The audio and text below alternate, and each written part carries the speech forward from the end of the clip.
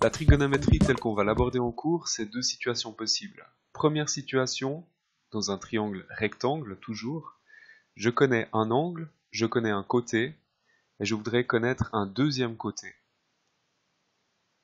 Deuxième situation, toujours dans un triangle rectangle, je connais deux côtés, je pourrais bien sûr calculer un troisième côté avec Pythagore, mais ces deux côtés me suffisent à calculer un angle. Ça pourrait être cet angle-là ou celui-ci. Voilà les deux situations telles qu'on va les aborder en cours. Quelle que soit la situation, la première étape, c'est toujours nommer ce que l'on connaît ou ce que l'on recherche par rapport à l'angle observé. Donc ici, par rapport à cet angle de 22 degrés, je connais 756 qui est à l'opposé de l'angle, c'est le côté qui ne touche pas l'angle. Je connais l'hypoténuse. L'hypoténuse est toujours le plus grand des trois côtés qui est opposé à l'angle droit. Mais ici, cette hypoténuse, on ne la recherche pas, on ne la connaît pas, donc elle ne nous intéresse pas, on ne va même pas la nommer. Par contre, ce qui m'intéresse ici, c'est le côté adjacent. Le côté adjacent, c'est celui qui forme l'angle avec l'hypoténuse. Donc celui-là, on va le nommer. Ici, même principe, par rapport à cet angle, j'ai un côté opposé, qui n'a aucun lien avec l'angle, qui est vraiment en face de l'angle, et ici par contre, j'ai une hypoténuse qui m'intéresse.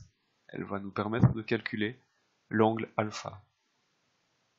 Une fois qu'on a placé deux termes sur notre triangle, on va pouvoir choisir la formule appropriée. La seule formule ici qui contient up et adj, c'est la formule tan up adj.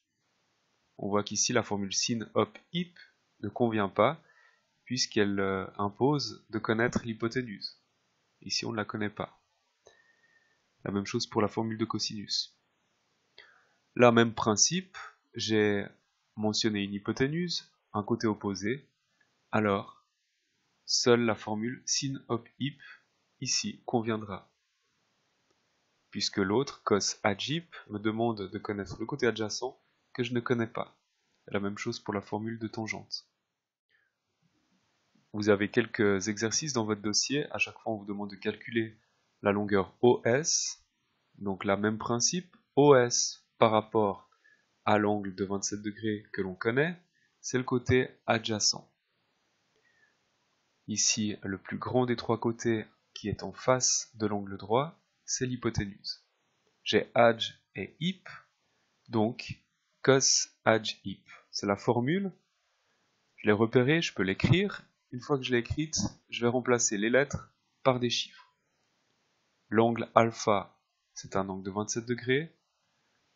Le côté adjacent, on ne le connaît pas, c'est notre inconnu. L'hypoténuse, 5,5. À partir de là, je peux poser un calcul tout simple. Par exemple, 6 divisé par 3 est égal à 2. Ici, c'est comme si je recherchais 6, qui est sur la barre de fraction. Donc, à l'aide de 2 et 3, comment je fais pour trouver 6? Je les multiplie. 2 fois 3 ou 3 fois 2, ça marche dans les deux sens, me permet de retrouver 6. Eh bien, si ça fonctionne avec ce petit calcul simple, ça va aussi fonctionner avec ces chiffres en guillemets complexes. Donc on fera 5,5 fois le cosinus de 27, ce qui me donnera le côté adjacent. Et là, ce côté adjacent mesure 4,9 cm. Attention, quand on tape ce calcul, sur la calculette, on tape 5,5 fois, et ensuite 27, et pour terminer, cos. Là, le cos de 27 s'affiche, on tape encore sur égal pour afficher la réponse. Il y a une autre méthode, c'est de poser cos de 27 sur 1. Cos de 27 sur 1, ça nous donne cos de 27. De cette manière, on a 4 termes. Parmi ces 4 termes, il y en a un qui manque.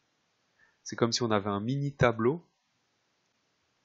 Et dans ce mini tableau, on peut appliquer la règle de 3, les produits croisés. Là, je connais deux valeurs sur cette diagonale.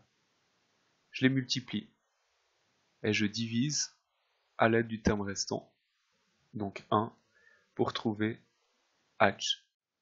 Pour le deuxième exercice, même principe, on va nommer le côté recherché et le côté connu. H et up nous permet de déterminer la formule, tan up H. On remplace. Ici, notre inconnu est sous la barre de fraction. Donc, on va diviser 7 par tan de 56. Pour trouver 3, on divise 6 par 2. 6 divisé par 2 me donne 3.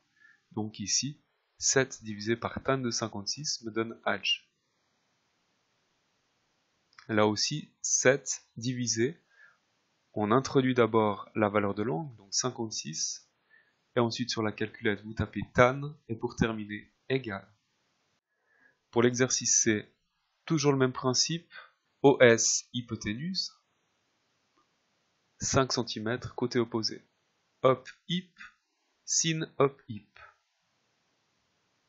Là aussi on remplace, l'inconnu est à nouveau sous la barre de fraction, donc 5 divisé par sin de 83 degrés.